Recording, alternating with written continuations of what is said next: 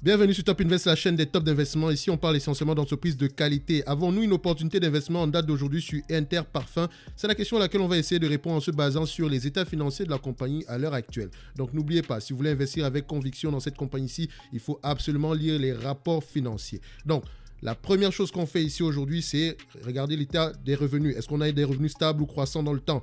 On a une croissance des revenus, ce qui est clair que ici, à cette période-ci, c'est clairement le Covid. Donc, à partir de 2014 à 2021, on a clairement une croissance des revenus. Ce qu'on peut également regarder ici, quand on regarde notre croissance des revenus ici sur les 10 dernières années, on a 1%. Sur les 5 dernières années, on a 2%. Mais si on ne prend pas en considération le Covid, avant la période de Covid, on avait 10% de croissance sur les 5 dernières années et 6,45% de croissance sur les 10 dernières années. Donc, c'est clairement une entreprise qui était en pleine croissance sur les dernières années. 5%, c'est toujours...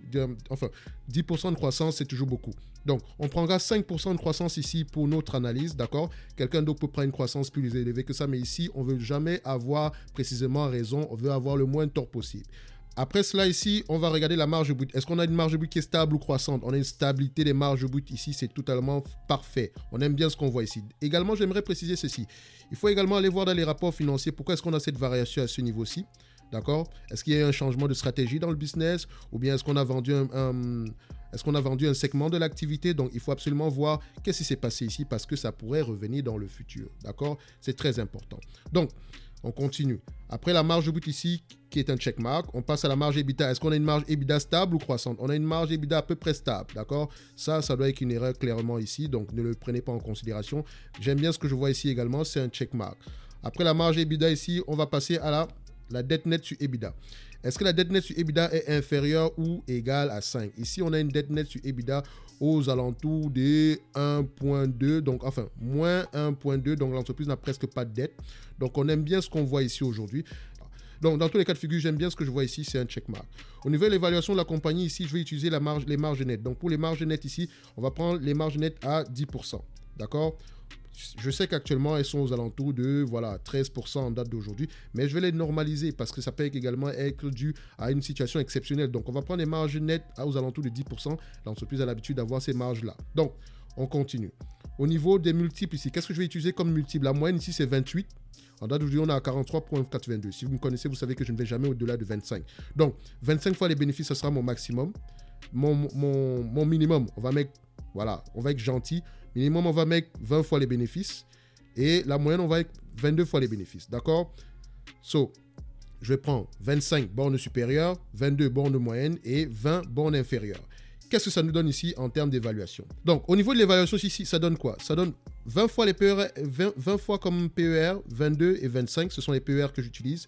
Maintenant, au niveau des free cash flow, c'est 560 millions d'euros. 10% de 560 millions d'euros, ça donne 56 millions d'euros. 56 millions d'euros multiplié par 20 fois les bénéfices, ça donne ici 1 milliard 120. 1 milliard 120 plus la dette nette, il n'y a pas de dette nette plus le cash, divisé par le nombre d'actions, ça donne ici 22 euros l'action. Quand on fait 22 fois les bénéfices avec le même calcul, ça donne ici 24 euros l'action.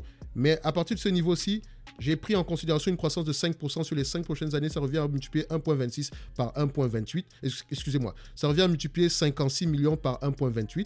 Vous pouvez également multiplier 560 millions fois 1,28 et 10% de ce montant-là. Ça va vous donner 72 millions d'euros. J'ai arrondi à 72 millions d'euros. Multiplié par 25 fois les bénéfices, moins la dette nette, ou bien plus le cash net qui est présentement en banque, ça fait 34 euros l'action. Donc, avec la borne supérieure, en considérant une croissance de 5%, on a une valeur ici aux alentours de 34 euros l'action. Donc maintenant, si quelqu'un prend une valorisation au niveau de 10%, avec 10% de croissance en termes de revenus, la valeur sera plus élevée. Mais ici, on ne veut pas avoir précisément raison, on veut avoir le moins de tort possible. Donc, on prend en considération qu'on est à 5% de marge bénéficiaire.